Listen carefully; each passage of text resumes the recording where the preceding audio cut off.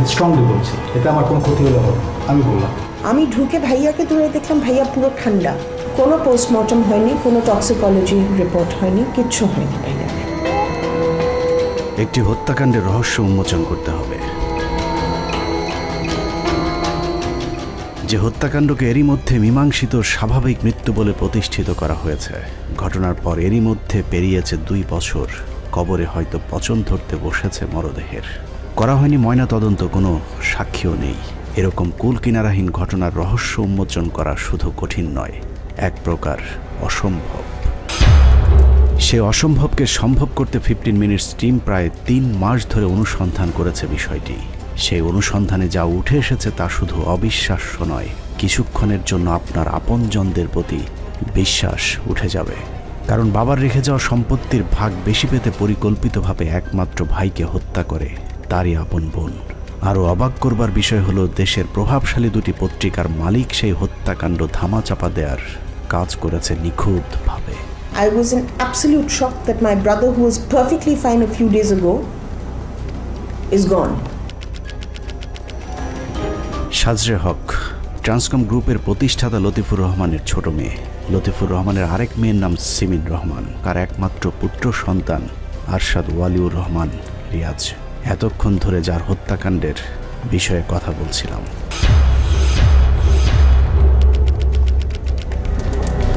লতিফুর রহমানের ছোট মেয়ে সাজরে হকের দাবি, তার ভাই ওয়ালিউর রহমানকে হত্যা করেছে তার বড় বোন সিমিন রহমান। আর সেই হত্যাকাণ্ড ধামাচাপা দেওয়ার কাজে সহায়তা করেছে প্রথম আলোর মতিউর রহমান এবং ডেইলি স্টারের সম্পাদক মাহফুজ আনাম। প্রথম আলোর অ্যানুয়াল ইভেন্টে, অ্যানিভার্সারিতে গত কয়েক বছর ধরে আমাকে দাওয়াত দেওয়া হয় না, but I am a sitting director, serving director of Media Star Limited. আমি যখন মতি আঙ্কেলকে জিজ্ঞেস করলাম, মতিউর রহমান সাহেবকে জিজ্ঞেস করলাম যে আমাকে কেন দাওয়াত দেওয়া হয়নি, ওনার পাশে কিন্তু তখন দাঁড়িয়ে আছে মাহফুজ আনাম। উনি আমার দিকে তাকিয়ে আছেন, আমি বললাম যে হ্যাঁ আমাকে দাওয়াত দেওয়া হয়নি। আমি যখন এটা বললাম তখন মাহফুজ আনাম চোখ নামিয়ে ফেললেন, উনি আর আমার দিকে তাকালেন না। আর মতিউর রহমান এমনি করে আমাকে বললো, আমার হাত তো এরকম করে বাঁধা, তুমি বুঝো না? মানুষকে মানবতার শিক্ষা দেয়া মতি মাহফুজ কতটা ঠান্ডা মাথায় একজনকে হত্যা করে সেই ঘটনার সাবার করে ফেলেছেন, সেটাই দেখবেন 15 মিনিটসের আজকের অনুসন্ধানে।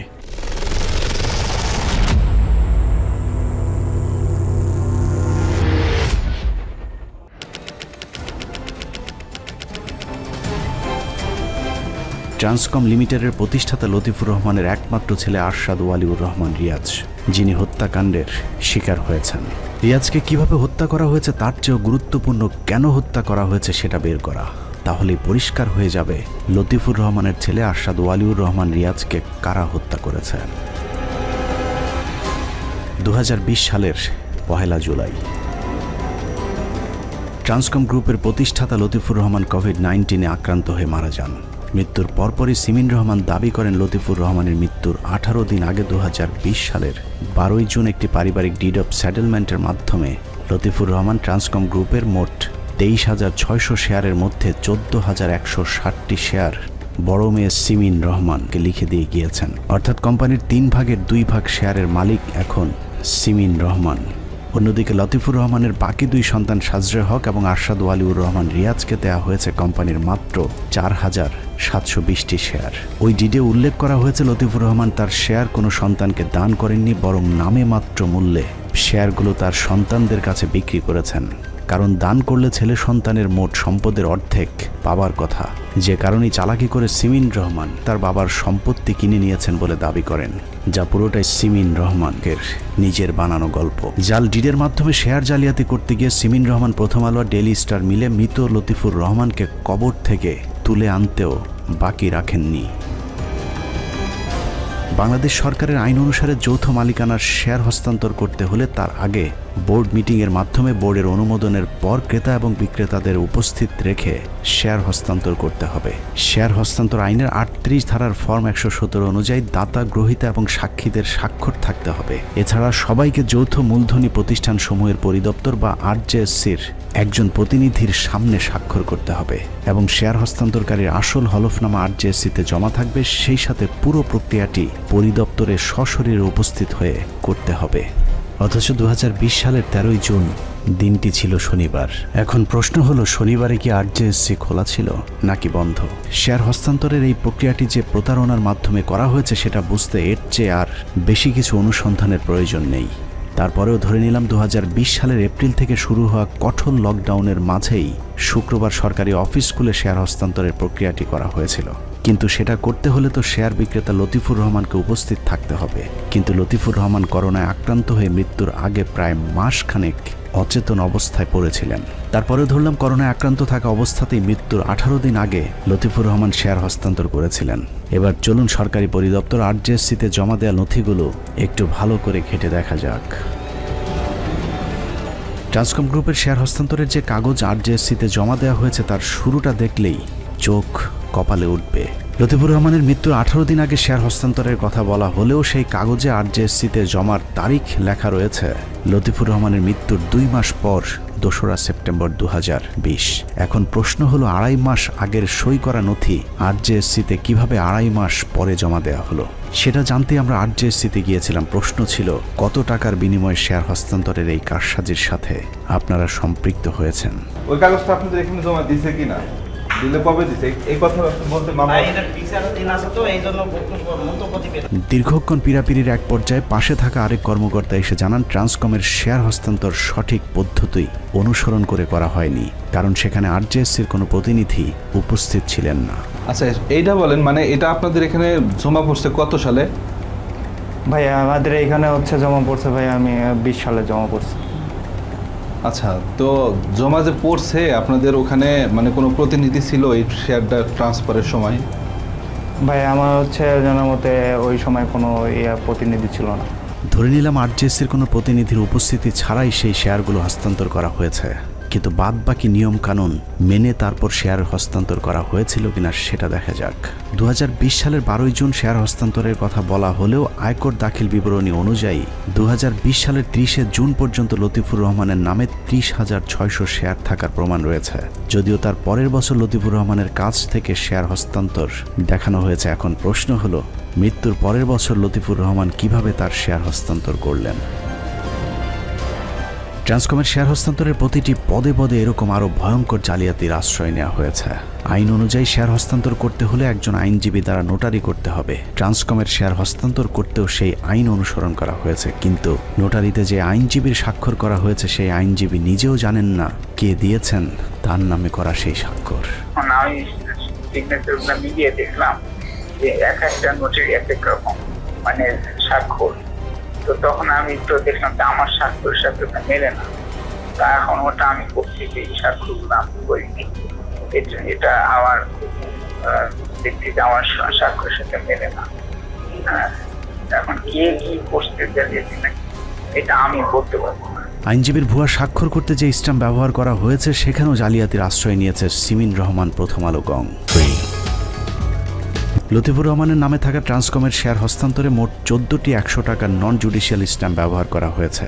তার মধ্যে সাজরে হকের স্ট্যাম্প দুটি 2023 সালের, অথচ লতিফুর রহমানের মৃত্যু হয় 2020 সালে। পিবিআই তাদের তদন্তে treasury office, security corporation Bangladesh limited এবং বাংলাদেশ ডাক বিভাগে তদন্ত করে নিশ্চিত হয়েছেন সাজরে হকের স্ট্যাম্প দুটির বাজারজাতকরণের তারিখ ছিল 31 মে 2023, অথচ 2023 সালের স্ট্যাম্প ব্যবহার করা হয়েছে 2020 সালে। এই স্ট্যাম্পটা জন্ম দেখা যাইতেছে যে আর যে প্রিন্টিং প্রেস থেকে যে রিপোর্টটা দিচ্ছে ওই রিপোর্টে দেখা যাচ্ছে 2023 সালে এটার জন্ম হয় স্ট্যাম্পের, আর 2020 সালে এটার এফিডেভিট হয়। এই জন্য আমাদের কাছে একটু কনফিউশন এটা নিয়ে। শেয়ার হস্তান্তরে ব্যবহৃত স্ট্যাম্প পেপার বাজারজাতকরণের এই তারিখটি নিশ্চিত হতে আমরা বাংলাদেশ ডাক বিভাগেও খোঁজ নিয়েছি। সেখানকার কর্মকর্তা শুভ্র সূত্রধর আমাদের জানান, আরজেএসসিতে সাজরে হকের ব্যবহৃত স্ট্যাম্প পেপার বাজারজাত করা হয় 2023 সালে। এটা আমি যা দিয়েছি 23 সালে আমরা রিসেট করেছি, কিন্তু উৎপাদন সালটা আমার পক্ষে বলা সম্ভব। প্রিন্টিং প্রেসে আপনারা এটাই বলতে পারেন। শুভ্রকান্তির সূত্র ধরে আমরা যোগাযোগ করি গাজীপুরের সিকিউরিটি প্রিন্টিংয়ে, কারণ স্ট্যাম্প পেপারের উৎপাদন কত সালে সেটার সঠিক তারিখ সিকিউরিটি প্রিন্টিং বলতে পারবে। কিন্তু জালিয়াতির বিষয়টি বের হয়ে যাবার আশঙ্কায় তারা আমাদেরকে কোনো তথ্য দেয়নি। আমি এটা জানাবো আপনাদেরটা, আপনাদের ইন্টারেস্টের ব্যাপারটা আমি জানাবো, আজকেই জানাবো, এখনই জানাবো। অনেকদিন যাবত এটা নিয়ে কাজ করতেছে, আপনার এই একটা রিপোর্টের জন্য আমরা আপ আছে। শেয়ার হস্তান্তরের সময় উপস্থিত সাক্ষী হিসেবে ট্রান্সকমের দুজন কর্মচারীর স্বাক্ষর দেখানো হয়েছে। পিবিআইয়ের তদন্তে দেখা গেছে সেই সাক্ষী দুজনও তাদের স্বাক্ষরের বিষয়ে কিছুই জানেন না। আমরা এই তদন্তটা আরও গভীরে চেষ্টা করতেছি, গভীরে গিয়ে এটাকে আরও এস্টাবলিশ করার জন্য। আমাদের পক্ষ থেকে কোনো গাফলতি নেই এই মামলার তদন্তে। যতটুকু দরকার, যতটুকু যাওয়া দরকার আমি ততটুকু যাব এই মামলার বিষয়ে। সিমিনের সাজানো পারিবারিক ডিড অফ সেটেলমেন্টের সাক্ষী হিসেবে ট্রান্সকম লিমিটেডের পরিচালক মোহাম্মদ কামরুল হাসান এবং নির্বাহী পরিচালক মোহাম্মদ ফখরুজ্জামান ভূঁইয়ার স্বাক্ষর দেখানো হয়েছে। কিন্তু আমাদের কাছে আসা একটি অডিও রেকর্ডে জানা যায় ফখরুজ্জামান 2020 সালের 12 জুন এরকম কোনো স্বাক্ষর করেননি, বরং পরবর্তীতে লতিফুর রহমানের মৃত্যুর পর 5 জুলাই ট্রান্সকম লিমিটেডের পরিচালক কামরুল হাসান জোর করে তার কাছ থেকে স্বাক্ষর নেন। আমি প্রথম বুঝিনি এটা কি চেয়ারে বসে এটা বের করলেন, বের করে বললেন উনি নিজে সাক্ষী হলেন। তা বললেন আপনি সাক্ষী হন। আমি তো বিবিআইতে আপনার সাথে আমি কথাই বলে দিয়েছি। একটা পার্ট আমি বলিনি, শেয়ারের পার্টটা আমি বুঝিনি।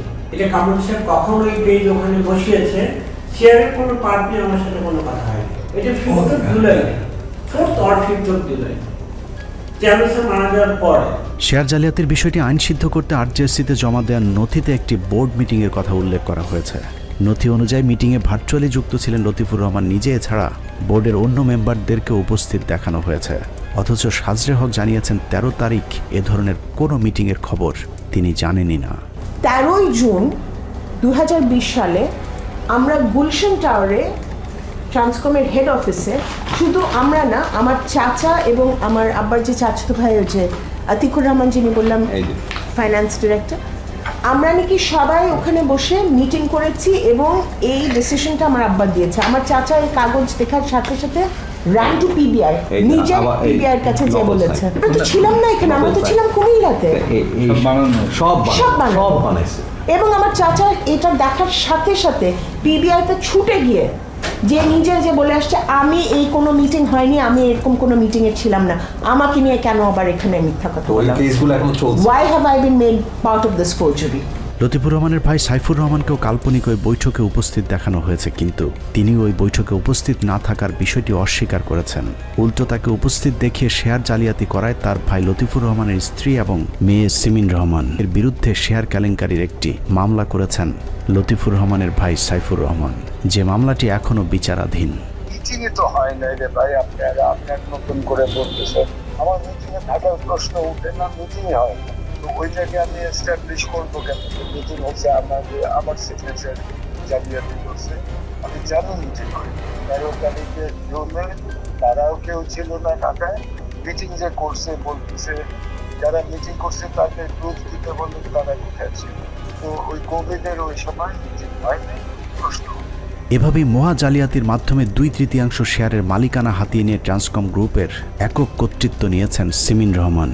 অনুসন্ধানে ট্রান্সকমের প্রতিষ্ঠাতা লতিফুর রহমানের 100 কোটি টাকার এফডিআর ভেঙে পুরো টাকা তুলে নেওয়ার প্রমাণও মিলেছে। ন্যাশনাল হাউজিং ও ফাইন্যান্সের কর্মকর্তা জানান লতিফুরের স্ত্রী নিজেকে নমিনি দাবি করে পুরো টাকাটা তাদের কাছ থেকে তুলে নিয়েছেন। আপনাদের ব্যাংকে লতিফুর রহমানের কিছু টাকা ছিল, 48 কোটি টাকা, টোটাল হয়তো 60 কোটি টাকার মতো ছিল। তো টাকাটা উঠায় নিছে কে আসলে আপনাদের ওখান থেকে? নমিনি উঠেছে, এগুলো আমার আইউকে জানাইছে। এটা সব দুঃখিস তো, এটা সব নমিনি তো ছিল শাহনাজ রহমান না? হ্যাঁ, বানিয়েছে। নিজেকে নমিনি দাবি করলে অনুসন্ধানে জানা যায় ন্যাশনাল হাউজিংয়ের তৎকালীন বোর্ড পরিচালক এবং ট্রান্সকম গ্রুপের নির্বাহী পরিচালক আবদুল্লাহ আল মামুনের যোগ সাজসে অন্য ওয়ারিসদের বঞ্চিত করে পুরো টাকাটা তুলে নেন লতিফুর রহমানের স্ত্রী শাহনাজ রহমান। তবে খাতা কলমে শাহনাজ রহমান টাকা তুলেছেন বলা হলেও সেই টাকাও সিমিন রহমানের পকেটেই ঢুকেছে। ন্যাশনাল হাউজিং থেকে তুলে নেওয়া সেই টাকা দিয়ে শাহনাজ রহমান ট্রান্সকমের 18% শেয়ার কেনেন। পরবর্তীতে সেই শেয়ার সিমিন রহমানকে দান করে দেন তিনি। এভাবে মাকে কাজে লাগিয়ে ট্রান্সকমের বাকি শেয়ারগুলো হাতিয়ে নেন সিমিন রহমান। গুলশান 2-এর 83 নম্বর রোডের এই বাড়িটি দখলেও একই রকমের জালিয়াতির আশ্রয় নিয়েছে প্রতারক চক্র। মা শাহনাজ রহমান এবং মেয়ে সিমিন রহমান মিলে ভুয়া ডিড তৈরি করে 42 কাঠার ওই জমির 35 কাঠা একাই দখল করে নিয়েছেন সিমিন রহমান। বাকি 7 কাঠা দিয়েছেন সাজরে হককে, আর যে ভাইয়ের ভাগে সবচেয়ে বেশি দেওয়ার কথা তার ভাগে 1 কাঠাও রাখা হয়নি। যে বিষয়টিকে রাজুকও বলছেন বেআইনিভাবেই করা হয়েছে এসব ভাগাভাগি। মামলা আছে, মামলা চলার কারণে এটা তো আপনারা অ্যাকসেপ্ট করেন না আপনাদের দিক থেকে, মামলার কারণে।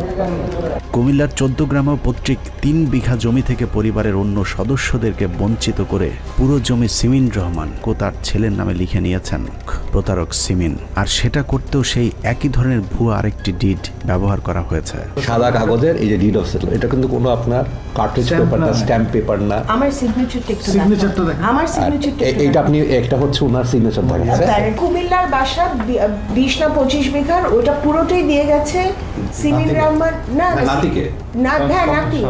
এসব কারসাজির বিষয়গুলো নিয়ে আগে থেকে সিমিন হকের সাথে দ্বন্দ্ব চলছিল সাজরে হক এবং আরশাদ ওয়ালিউর রহমান রিয়াজের। কিন্তু ট্রান্সকমের শেয়ার জালিয়াতির বিষয়টি তারা জানতে পারেন 2023 সালে। আমার ট্যাক্স ফাইলগুলো আসে, তখন ওর কাছে আমার ট্যাক্স, তখন ভুল করে ট্রান্সকমের হেড অফিস থেকে একটা কাগজ পাঠিয়ে দেয়। ওই কাগজটা না পাঠালে কিন্তু আমাদের কোনো সাসপিশনই হতো না about any kind of anomaly. বিষয়টি জানার পরেই লতিফুর রহমানের মৃত্যুর প্রায় 3 বছর পর তার 2 সন্তান সাজরে হক এবং আরশাদ ওয়ালিউর রহমান রিয়াজ তাদের আরেক বোন সিমিন রহমান বিরুদ্ধে আইনি পদক্ষেপ নিতে যান ব্যারিস্টার তানজিবুল আলমের চেম্বারে, যিনি প্রথম আলোর ট্রাস্টি বোর্ডের একজন সদস্য। এরপরই দৃশ্যপটে আসে প্রথম আলোর সম্পাদক মতিউর রহমান। সাজরে হক এবং রিয়াজ দুজনে প্রথম আলো ট্রাস্টি বোর্ডের সদস্য তানজিবের চেম্বারে গিয়েছেন জানার পর তাদেরকে আইনি সহায়তা দিতে ব্যারিস্টার তানজিবুল হককে নিষেধ করেন প্রথম আলোর সম্পাদক মতিউর রহমান। কিন্তু মতির সেই নির্দেশ না মানায় ব্যারিস্টার তানজিবকে প্রথম আলো ট্রাস্টি বোর্ড থেকে বহিষ্কার করেন মতি। আর এতেই প্রমাণ হয়ে যায় সিমিন রহমানের এই প্রতারণার পেছনে কলকাঠি নেড়েছেন প্রথম আলোর সম্পাদক মতিউর রহমান ওরফে মতি। মতি ভাই তখন আমাকে ফোন করে বললো যে আমি আপনার সাথে একটু কথা বলতে চাই। তো তখন আমি বলছি যে মতি ভাই আপনি এটা নিয়ে আমার সাথে এখন আসছেন সিমিনের পক্ষ থেকে, so you had a choice, আপনি সিমিনের পক্ষ থেকে বিভিন্ন কার্যক্রম গ্রহণ করা হয়েছে, তখন তো আপনি লয়ার হিসেবে আমার কথা চিন্তা করেন। মতিউর রহমান যে প্রতিদিন সারা জাতিকে করে প্রিচিং করে, সৎ হও, মানে থাকো, দুর্নীতি করো না, হি ইজ বেসিক্যালি অনৈতিক। যা করতেছেন উনি, যা করতেছেন সেটা অ্যাবসলিউটলি অনৈতিক। উনি একজন ক্রিমিনালকে সাপোর্ট দিচ্ছেন। মতির নিষেধাজ্ঞা অমান্য করে আইনি প্রক্রিয়া শুরুর 10 দিনের মাথায় রহস্যজনকভাবে মারা যান আরশাদ ওয়ালিউর রহমান রিয়াজ। হত্যাকাণ্ডের আগে থেকে এখন পর্যন্ত প্রথম আলো ডেইলি স্টার আরও অনেক কিছু করে যাচ্ছে, তবে সেই আলোচনায় যাবার আগে আরশাদ ওয়ালিউর রহমান রিয়াজ কিভাবে মারা গেলেন সেটা দেখে আসা যাক। লতিফুর রহমানের মৃত্যুর পর তার সম্পত্তির ভাগাভাগি নিয়ে পরিবারের সদস্যরা 2 ভাগে বিভক্ত হয়ে পড়েছিলেন। একদিকে মরহুম লতিফুর রহমানের স্ত্রী শাহনাজ রহমান এবং মেয়ে সিমিন রহমান, অপর পক্ষে ছিলেন ট্রান্সকমের মালিক লতিফুর রহমানের 2 সন্তান আরশাদ ওয়ালিউর রহমান রিয়াজ এবং সাজরে হক। লতিফুর রহমানের মৃত্যুর পর থেকে এভাবেই চলছিল পরিবারটি, কিন্তু ট্রান্সকম লিমিটেডের শেয়ার জালিয়াতির খবর জানার পর সাজরে হক এবং রিয়াজ আইনজীবীর দ্বারস্থ হবার পরেই নড়ে চড়ে বসেন সিমিন রহমান এবং প্রথম আলো ডেইলি স্টার পরিবার। সব পক্ষ মিলেই চাপ দিতে থাকেন সাজরে হক এবং রিয়াজকে। সেই চাপের মাত্রা দেখে আরশাদ ওয়ালিউর রহমান রিয়াজ মৃত্যুর আগেই অনুমান করেছিলেন তাকে যে কোনো সময় হত্যা করা হতে পারে। যে আশঙ্কার কথা তিনি তার মৃত্যুর মাত্র 1 সপ্তাহ আগে তার এক বন্ধুকে জানিয়েছিলেন। আমাদের 5 জন ফ্রেন্ডকে নিয়ে আমরা একসঙ্গে হয়েছিলাম। তখন রিয়াজ এক্সপ্লেন করা আরম্ভ করলো যে ও বললো যে আমি সিমেনের থেকে আমি সেফ না। আমি বললাম এটা তো আগে আমরা বুঝতেছিলাম, তোর সঙ্গে অনেকবার তুইও বলছিস আমাদের হালকা পাতলা, তেমন ঘনভাবে বলিস না। বলেন আজকে আমি অনেক কিছু বলবো তোদেরকে, বাট আমি এখন সেফ ফিল করতে, সিমিন আমাকে মেরেও ফেলতে পারে। সে কথাতে সে আমাদের সবাইকে বললো। আমরা তখন ভয় পেয়ে গেছি, মানে তোর বোন তোকে মরে ফেলবে, এটা তো আমাদের বিষয়ে কী বলতেছিস, এটা বিশ্বাস হওয়ার কথা না। তখন আমাকে বললো তুই আমার বোনকে তো চিনিস, আমার অনেক কিছু আমার অজান্তে, আমি জানি না, ওর অলরেডি অনেক সম্পদ সে তার নামে লিখে নিছে। কীভাবে নিছে, কাকে দিয়ে সিগনেচার করে দলিল করেছে সে কিছু জানে, বাট সে ইনফরমেশন পাইছে যে অনেক আপাতত অনেক সম্পদের সে মালিক হয়ে গেছে। মৃত্যুর আশঙ্কা নিয়ে এক প্রকার ঘরবন্দি হয়ে নিজেকে বাঁচানোর চেষ্টা করেছিলেন আরশাদ ওয়ালিউর রহমান রিয়াজ, কিন্তু শেষ রক্ষা হয়নি, কারণ শত্রুপক্ষের নিশানা ছিল অসম্ভব নিখুঁত। রিয়াজকে ঠিক কিভাবে হত্যা করা হয়েছে তার সঠিক তথ্য আমাদের জানা নেই, কিন্তু আমাদের অনুসন্ধানে বেশ কিছু অসঙ্গতি উঠে এসেছে যা প্রমাণ করে আরশাদ ওয়ালিউর রহমান রিয়াজের মৃত্যুটি স্বাভাবিকভাবে হয়নি। রিয়াজ মৃত্যুর আগের কয়েকদিন এতটাই সতর্কতা অবলম্বন করেছিলেন যে তার গৃহকর্মীদেরকে বলেছিলেন তার কাছের কোনো আত্মীয়দেরকেও যেন তার বাসায় ঢুকতে দেয়া না হয়। এমনকি তার মায়ের ক্ষেত্রেও একই ধরনের নিষেধাজ্ঞা দিয়ে রেখেছিলেন তিনি। ওনাকে কেউ খবর দিতে যায়, বললো যে আমার কোনো ফ্যামিলি যেন না আসে। কে বলছে এটা? সাহেব নিজে বলছে যে কেউ যদি আসে তো বলে তুমি যাবে না, আমাদের না করতে আসে। তাদেরও বলে দিতে, ড্রাইভারেরও বলে দিতে, আমারও বলছে, বেটিরও বলছে, সেই জন্যই আমার বাসা থেকে আমাকে না করতে আসে। তার এই বক্তব্যের সূত্র ধরে যদি আমরা অনুসন্ধান শুরু করি, তাহলে আমাদেরকে এমন কিছু মানুষের দিকে সন্দেহের দৃষ্টি রাখতে হবে যারা রিয়াজের বাসার ভেতরেই থাকতেন। সে সন্দেহ থেকে রিয়াজের বাবুর্চি রফিক, বহিরাগত খণ্ডকালীন গৃহকর্মী বেনুকা সাংমা এবং গাড়ি চালক মিরাজুলের সাথে আমাদেরকে কথা বলতে হবে। কারণ বহিরাগত কেউ এই হত্যার পরিকল্পনা করে থাকলেও সেই হত্যাকাণ্ডের সাথে রিয়াজের বাসায় থাকে এমন কেউ অবশ্যই সম্পৃক্ত ছিল।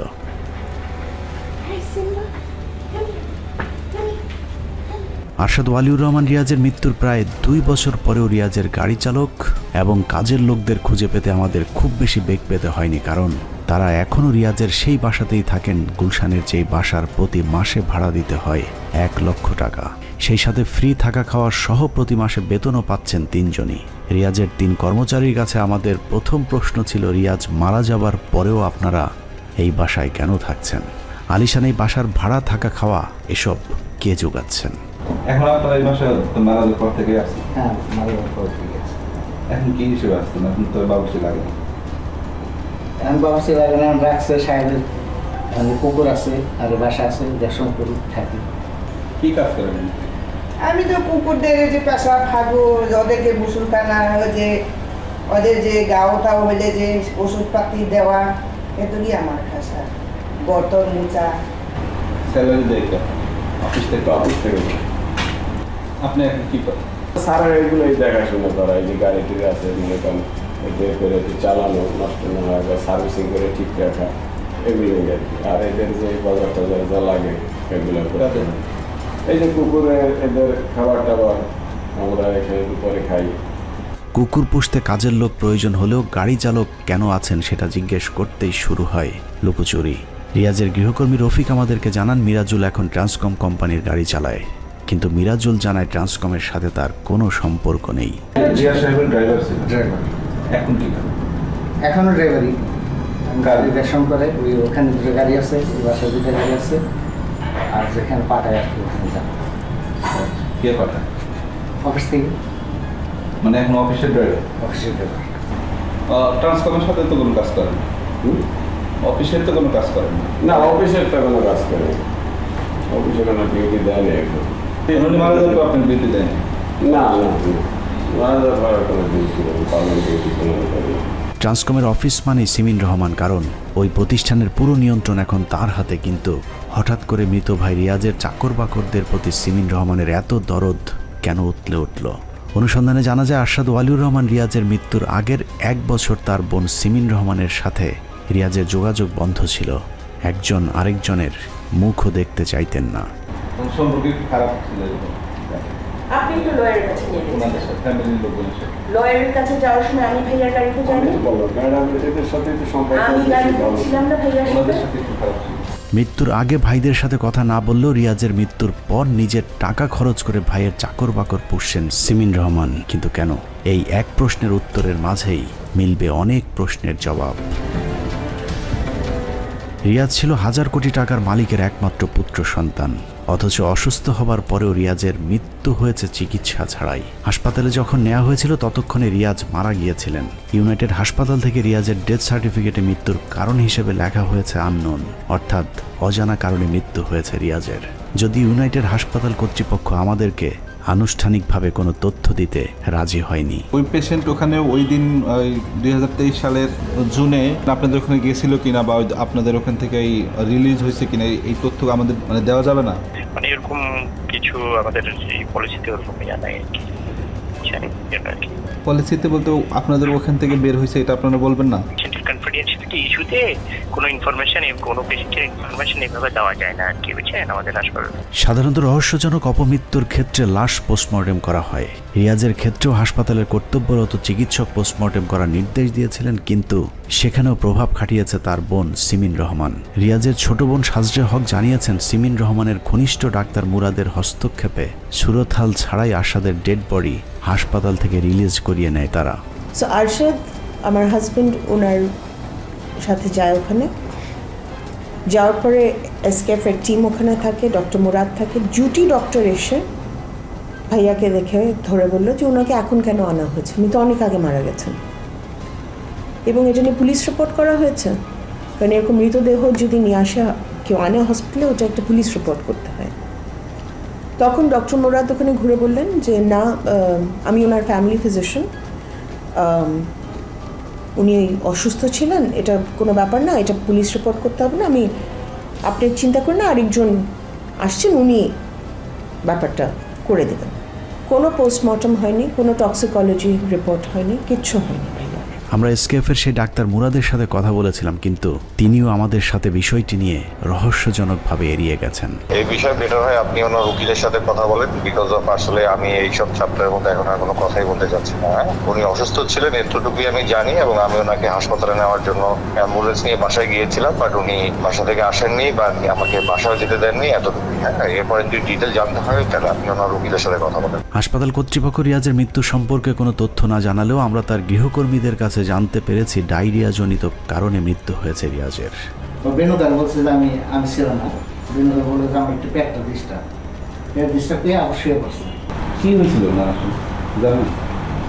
মারা গেছে স্যারের ওষুধ ছিল, ওদের ডায়রিয়া ছিল, ওই ডায়রিয়া থেকেই তো ডায়রিয়া করে মারা গেছে। ডায়রিয়াতে মানুষ মরতেই পারে, কিন্তু রিয়াজের গৃহকর্মীদের এক একজনের এক এক রকম বক্তব্য রহস্যের জন্ম দেয়। আসলে কি ডায়রিয়ায় মৃত্যু হয়েছিল রিয়াজের, নাকি অন্য কিছু?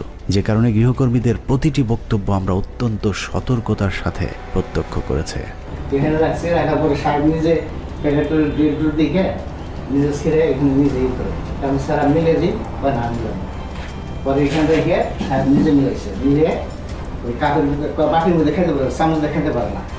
পরে আবার ওই কাপে নিয়ে দিচ্ছি, কাপের মধ্যে ঢেলে দিচ্ছি, পরে 2 গ্লাস খাইছে, আর বাকিটা এখানে নিয়ে দিচ্ছে। তারপর আবার দুপুরবেলা বলছে, ডাকছে আমার, সেজন্য ওই ডাকছে, ডাকার পর আমি এসেছি, পরে বিকালে আর গ্লাস স্যুপ বানিয়ে দিই।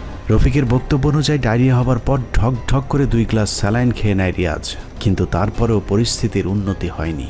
স্বাভাবিকভাবেই প্রশ্ন ছিল, কি স্যালাইন খেয়েছিল রিয়াজ, কোথায় থেকে কে এনে দিয়েছিলেন রিয়াজের খেতে দেয়া সেই স্যালাইন? মিরাজুলের বলছে, ও সাহেব অফিসে মিরাজুলের নাকি সাহেবদের বলছে যে একটা স্যালাইন, ওই স্যালাইন আনছে, ওই স্যালাইন, রাইস স্যালাইন। অনুসন্ধানের এই অংশেই উঠে আসে বহিরাগত সেই পক্ষের পরিচয়, যাদের ভয়ে আরশাদ ওয়ালিউর রহমান রিয়াজ ঘরবন্দি হয়ে বসেছিলেন। রিয়াজ নিজেকে গৃহবন্দী করে রেখেছিলেন, কিন্তু আগেই বলেছি শত্রুপক্ষের নিশানা ছিল আরও নিখুঁত। ট্রান্সকমের কর্মচারী সাব্বিরের দেয়া সেই স্যালাইন খাবার পরেই ধীরে ধীরে মৃত্যুর দিকে এগিয়ে যায় রিয়াজ।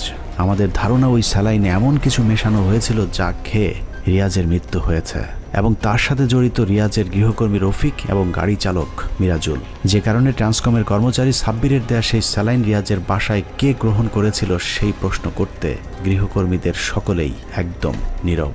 আপনি স্যালাইনটা কার থেকে পাইছেন? আপনি স্যালাইনটা কার থেকে পাইছেন? আমি স্যারের হাতে দেখছি। স্যারের হাতে গেল কি আপনি দিয়েছেন?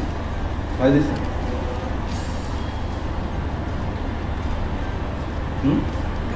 কেন? কিছুক্ষণ চুপ থাকার পর রফিক একটা উত্তর খুঁজে বের করেন। বলেন নিহত রিয়াজ নিজেই নাকি সাব্বিরের হাত থেকে স্যালাইন বুঝে নিয়েছিলেন, কিন্তু কিছুক্ষণ আগে রফিকই বলেছিলেন রিয়াজ একা একা বিছানা থেকে উঠতেও পারছিলেন না। তাহলে হেঁটে গিয়ে নিচে থেকে স্যালাইন কিভাবে আনলেন? আমার মনে হয় সাহেবই এটা রিসিভ করে, মানে সাব্বিরে গেলে পাওয়া যাবে। রিয়াজ বেঁচে নেই, তবে ট্রান্সকমের কর্মচারী সাব্বিরের কাছে জানার সুযোগ আছে সাব্বির সেদিন রিয়াজের বাসায় স্যালাইন কার হাতে দিয়ে এসেছিলেন। আপনি কোনো স্যালাইন ট্যালাইন কিছু নিয়েছিলেন? স্যালাইন তো একটা রাইস ছিলেন না কি জানি, ওই দিন না তার আগের দিন জানি একটা কিনে ফার্মেসি থেকে পরে নিয়ে গেছিলাম। আর ওই স্যালাইনটা নিয়ে এসে আপনি কাকে দিয়েছিলেন ওই বাসার? ওই বাসার ওই যে রান্না করে যে বাবুর্চি থাকে, তারপরে রেণুকাপা আছে, ওই যে পুকুরে যে দেখাশোনা করে, তাদের যে কোনো একজনের কাছে একটু দিচ্ছিলাম আমি। মানে হচ্ছে মিরাজ, রফিক বা রেণুকা, ওনাদের কারো কাছে দিছিলেন? যে কোনো একজনের কাছে? সাব্বিরের বক্তব্য জানার পর আমরা আবারও গিয়েছিলাম রিয়াজের বাসায়। গৃহকর্মী রফিকের কাছে আবারও প্রশ্ন ছিল সাব্বির সেদিন স্যালাইন কার হাতে দিয়ে এসেছিল। এবার রফিক বুঝতে পেরেছে আমরা আসল ঘটনা জেনে গিয়েছি, যে কারণে বুদ্ধি করে তার বক্তব্য পাল্টে পুরো দায় চাপিয়ে দেয় গাড়ি চালক মিরাজুলের উপর। ওই স্যালাইনটা কি আগে থেকে বাসায় ছিল না কেউ কিনে নিয়ে আসছিল? না, ওটা সাহেবই বলে দিতে, পরে সাহেব বলার পরে ওটা নিয়ে আসছে। সাহেবকে? এসে ও উনি বলে দিয়েছে, তারপরে নিয়ে আসছে কি আপনি? না, ও ড্রাইভার নিয়ে আসছে। রফিকের দাবি রিয়াজকে রেখে তিনি ঘর থেকে বের হবার কিছুক্ষণ পরেই গাড়ি চালক মিরাজুল এসে তাকে জানায় রিয়াজ মারা গেছেন। সাহেবের কাছ থেকে রফিক ভাই কয় সাক্ষী হলো না, আমি কী কর, আমি মাত্র দেখে এলাম, পরে গেছি দিয়ে শরীর গরম, আমি ঘাম এখানে পানি পড়তেছে ওই কম্বলটা যে ব্ল্যাঙ্কেট গায়ে ওইটা দিয়ে দিলাম। এরপর থেকেই মিরাজুল পলাতক। আমরা অনেক চেষ্টা করেও তার সাথে যোগাযোগ করতে পারিনি, যে কারণে নানা রহস্যের ডালপালা গজিয়েছে রিয়াজকে খাওয়ানো সেই স্যালাইন নিয়ে। স্যালাইন খাইয়ে রিয়াজের অবস্থার আরও অবনতি হলে তাকে ইঞ্জেকশনের মাধ্যমে আরেকটি স্যালাইন পুশ করবার তথ্য বেরিয়ে এসেছে কাজের মেয়ে বেনুকার বক্তব্য থেকে। নার্স ছিল আগের দিন, মারা যাওয়ার আগের দিন। পরে এখানে এসে পরে এতে স্যারকে করছিল, পরে স্যারকে বলছিল হাসপাতালে তুমি যাও, এটা বলছিল। স্যার বললেন না, আমি যাবো না, আপনাকে যদি করলে আমাকে এখানে চিকিৎসা করো। বেনুকার দেওয়া তথ্য অনুযায়ী আমরা গুলশান 2 অবস্থিত আলনুর ফার্মেসির কর্মচারী রিপনের কাছে যাই। রিপন জানায় রিয়াজের গাড়ি চালক মিরাজুল তাকে স্যালাইন পুশ করার জন্য ডেকে নিয়ে গিয়েছিলেন, কিন্তু সেই স্যালাইনে কি ছিল সেটা তিনি জানেন না। মিরাজ ভাই আমার 9টার দিকে এসে বললো স্যারের একটা ইঞ্জেকশন পুশ করতে হবে, মালিকের সাথে কথা বলো। মালিক বলল যাও। গেলাম, গিয়ে বাসায় সামনে 5 মিনিট দাঁড়ানোর অবস্থায় স্যারে ডাইকা নিল যে আমার তো ডিসেন্টারি দেখা দিছে, 2 দিন হয়ে গেছে, আমার এটা স্যালাইন পুশ করে দিয়ে যাও। উনি বলছে 2-3 দিন ডিসেন্টারি হয়েছে থেকে ইউনাইটেড হসপিটাল থেকে, তারে বলছিল বলে তার ডিসেন্টারি দেখা দিছে, এটা স্যালাইন নিলেই মোটামুটি সে সুস্থ হয়ে যাবে। এসব কারণে রিয়াজের বোনের করা হত্যা মামলায় অন্যতম আসামি করা হয়েছে গাড়ি চালক মিরাজ এবং বাবুর্চি রফিককে। তাদেরকে জিজ্ঞাসাবাদ করলেই জানা যাবে হাসপাতালে না নিয়ে কেন রিয়াজকে বাসায় রেখে চিকিৎসকের পরামর্শ ছাড়াই ট্রান্সকমের পাঠানো স্যালাইন খাওয়ানো হয়েছিল। স্যার বলছে যে আমার সবথেকে আদরের এবং সবার পছন্দ করি আমার এই ছোট বোনকে। রিয়াজের সবচেয়ে পছন্দের বোন ছিল সাজরে হক। তারপরেও রিয়াজের অসুস্থতার খবর তাকে জানানো হয়নি, এমনকি মৃত্যুর খবরও সব শেষে জানানো হয়েছিল সাজরে হককে। ওনার পার্সোনাল স্টাফ যাদেরকে ওনার ভাই ইনস্ট্রাকশন দিয়ে রেখেছিল যে ওনার যদি কোনো সমস্যা বা কোনো কিছু হয় আমাদেরকে জানাতে। ওনার যে গত 3 দিন ধরে উনি অসুস্থ স্যালাইন দিচ্ছে, হসপিটালে নিয়ে যাওয়ার কোনো রকমভাবে কিন্তু আমাদেরকে আসলে জানাই। অথচ তার কিছুদিন আগে ভাইয়ার কুকুরের শরীর খারাপ ছিল, তখন কিন্তু আমি মেসেজেস পাচ্ছিলাম। আমরা যে দেখি নিচে অ্যাম্বুলেন্স আছে ইউনাইটেডের, উপরে অফিসের কিছু মানুষজন আছেন, আমার আম্মা, আমার বড় বোন এবং সিমিন রহমানের ছেলে জারেফ হোসেন, ওরা আছে। আমি ঢুকে ভাইয়াকে ধরে দেখলাম ভাইয়া পুরো ঠান্ডা। আসাদ ওয়ালিউর রহমান রিয়াজের হত্যাকাণ্ড পরবর্তী পরিকল্পনাও ছিল অত্যন্ত নিখুঁত। রিয়াজের মৃতদেহ দ্রুততার সাথে দাফনের জন্য সবচেয়ে বেশি তৎপর ছিলেন সিমিন রহমান। রিয়াজের ছোট বোন সাজরে হকের ইচ্ছে ছিল রিয়াজের মরদেহ পোস্টমর্টেম করা, কিন্তু বড় বোন সিমিন রহমান রীতিমতো যুদ্ধ শুরু করেছিলেন পোস্টমর্টেম না করেই কত দ্রুত লাশ দাফন করা যায়। ফোনে আমার বড় বোন ওখানে সিমিন রহমান বলছে ফোনে যে শাজনীনের কবরটা ভাঙো, ওখানে ভাইয়াকে দেওয়া হবে, তাড়াতাড়ি ভাঙো, কারণ এটা জুম্মার সাথে সাথে ওনাকে দাফন করা হবে। আমাদের তো কেউ বলেনি, আমরা চারপাশ থেকে শুনছি যে ভাইয়ার রক্ত আমাশা হয়েছিল, ওই কারণে মারা গেছেন। আমার বড় বোন বলছে উনি অ্যালকোহলিক ছিল, তাই জন্য উনি মারা গেছেন। এখন কে কি বলছে কোনো সত্যতা কিন্তু আমি জানি না কী কারণে ভাইয়া কীভাবে মারা গেছেন, এটার কিন্তু কোনো আনসার আমার কাছে নেই because of this death certificate, যেখানে কিন্তু কোনো পোস্টমর্টম করা হয়নি, কোনো টক্সিকোলজি রিপোর্ট করা হয়নি। রিয়াজকে হত্যার পর তার কবর কোথায় দেয়া হবে সেটাও খুনিদের পরিকল্পনা থেকে বাদ যায়নি। বনানী কবরস্থানে লতিফুর পরিবারের সবার জন্য আলাদা আলাদা অগ্রিম মোট 8টি কবর কিনে রাখা হয়েছে, কিন্তু রহস্যজনক কারণে পরিবারের সবার বড় সন্তান রিয়াজকে তার জন্য নির্ধারিত কবরে দাফন না করে তার আরেক বোনের কবরে দাফন করা হয়, যে বোনটিও 1998 সালে রহস্যজনকভাবে মৃত্যুবরণ করেছিলেন। শাজনীনের কবর ভেঙে ওটার মধ্যে ভাইয়াকে দাফন করাতে হবে, which is also very peculiar because আমার ছোটো বোন শাজনীন যখন মারা যায় তখন আব্বু একই সাথে এরকম লম্বা রেক্ট্যাঙ্গুলার পাশাপাশি 8 জনের কবর কিনে রাখেন। ওখানে কিন্তু আপাতত অ্যাজ উই স্পিক আরও কিন্তু প্রচুর কবরের জায়গা কিন্তু খালি, ওই এনক্লোজারের মধ্যেই খালি। ভাইয়াকে কেন শাজনীনের উপর দিতে হয়েছে এটা কিন্তু কোনো এক্সপ্লেনেশন আমার কাছে নেই। These are my questions. নির্ধারিত কবরে দাফন না করে বোনের কবরে দাফনের পেছনে একটা দীর্ঘমেয়াদী পরিকল্পনা ছিল। রিয়াজের মৃত্যুর পর কখনো যদি এটাকে হত্যা হিসাবে প্রমাণের চেষ্টা করা হয়, তাহলে হত্যাকাণ্ডের বিষয়টি প্রমাণ করতে যেন কিছুটা জটিলতার সৃষ্টি হয়, সেজন্যই রিয়াজকে তার বোনের কবরে দাফন করা হয়েছে। এখন যেহেতু এখন হাত যে কোনো এখন মানে যে কোনো একজন যে হাতটা আপনি তুলবেন, এই হাতটা এটা 2098 সালে যিনি মারা গেছেন তারও হইতে পারে, আবার 23 সালে যিনি মারা গেছেন তারও হইতে পারে, যদি কবরের উপরে কবর হয় আর কি। কিন্তু এতে আইনগত অনেক জটিলতা আছে। যদি আসামি থাকে উনি ক্লেম করতে পারেন কিনা যে এটা তো এক কবরের ভিতরে দুই কবরের তো মিক্সড হয়ে গেছে, ক্লেম করতে পারে এটা। আসাদ ওয়ালিউর রহমান রিয়াজ প্রথম আলো ট্রাস্টি বোর্ডের একজন সদস্য ছিলেন। তারপরেও রিয়াজের মৃত্যুর খবর পত্রিকাটির শেষ পৃষ্ঠায় এক কোণায় ছোট করে ছাপানো হয়েছিল। প্রথম আলোর আচরণ দেখেও মনে হয়েছে কিছু একটা লুকাতে চাইছিলেন মতিউর রহমান। রিয়াজের বোনের দাবি পরিকল্পনার সাথে মতিউর রহমান এবং মাহফুজ আনাম দুজনেই জড়িত। মৃত্যুর ঘটনাটা প্রথম আলোতে এটাকে পাবলিশ করা হচ্ছে ফার্স্ট অফ অল এতটুকু একটা কলম করে। He was a sitting director. My brother Arshad Waliur Rahman was a sitting director of Transcom Limited and of Media Star Limited when he passed away. ওনার খবরটা এতটুকু করে দেওয়া হয় এবং ওখানে বলা হয় যে উনি হাসপাতালে গিয়ে মারা যান। হাসপাতালে গিয়ে একজন মানুষ মারা গেছে বা অ্যান্ড ওনাকে মৃত হাসপাতালে আনা হয়েছে, আর টু কমপ্লিটলি ডিফারেন্ট থিংস। প্রথম আলোতে কিন্তু রিপোর্ট করা হয়েছে যে ভাইয়াকে হাসপাতাল নেওয়ার পর ভাইয়া মারা গেছে, উইচ ইজ আ লাই। প্রথম আলো and daily star both reported it as such. আসলে কার স্টেটমেন্ট দেখে এইসব আসলে ওনারা বলছে পারিবারিক সূত্রে জানা গেছে। তাহলে এগুলো কিন্তু এই ভাই মারা যাওয়ার পরে যার সাথে ভাই ক্লোজ ছিল, কারণ ওনার ভাইয়ের এই ডেথ আমরা কিন্তু জানিয়েছি। নিজে যে কত পাওয়ারফুল এবং কত একটা থ্রেটনিং স্ক্যারি একটা জিনিস, এটা কিন্তু আমার ধারণা ছিল না। রিয়াজের মৃত্যুর দিন সিমিন রহমান এবং তার ছেলে জারেফ শোকের অভিনয় করলেও কদিনের মধ্যেই তাদের আসল চেহারা বেরিয়ে আসে। রিয়াজের মৃত্যুর ঠিক 2 সপ্তাহের মাথায় সিমিনের ছেলে জারেফের বিয়ে হয় ধুমধাম করে, যেখানে নায়িকা গায়িকাদের ভাড়া করে চলে ধুমধাম নাচ গানের আয়োজন। যে দৃশ্য দেখে মনে হয়েছে যেন ভাই হত্যার সফল এক মিশনের উদযাপন চলছিল।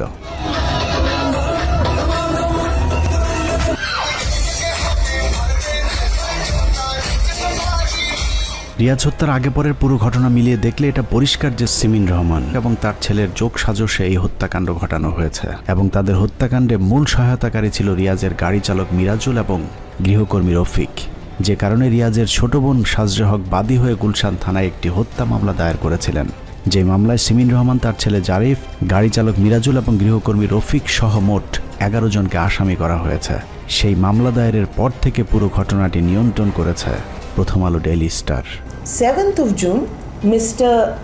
Matiur Rahman, editor of Pratham Alo, goes to Tanjibul Alam's office and tells him to drop the case. যে সিমিন রহমান পাঠিয়েছে, তুমি এই কেসটা ড্রপ করো, অনেক বেশি আমাদের থেকে পাবা। এবং আমাকে সুশীল সমাজের মানুষজনও এসব বলেছে যে তুমি যদি এখন জাস্টিস চাও তাহলে তো তোমার আব্বার নামটা ধ্বংস হবে। আমি একটা মিনিট, আমি কি চুরি করেছি?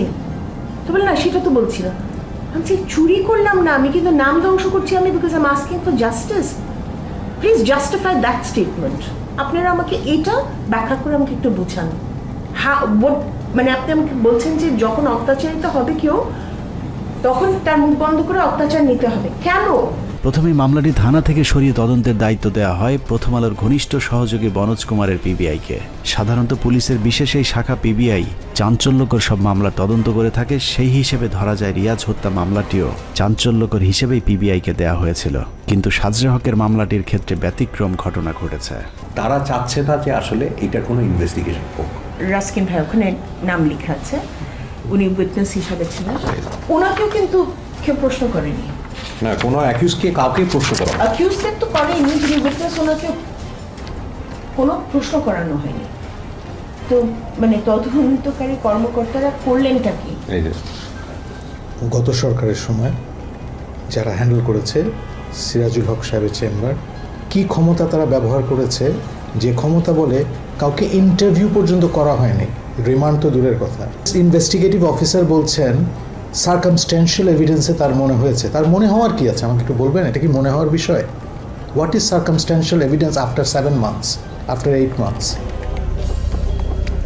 পিবিআই চাইলেও সিমিন রহমান সহ পরিবারের অনাগ্রহের কারণেই রিয়াজের মরদেহ কবর থেকে উত্তোলন করা সম্ভব হয়নি, যে কারণে বাধ্য হয়ে চূড়ান্ত প্রতিবেদন জমা দেয় পিবিআই।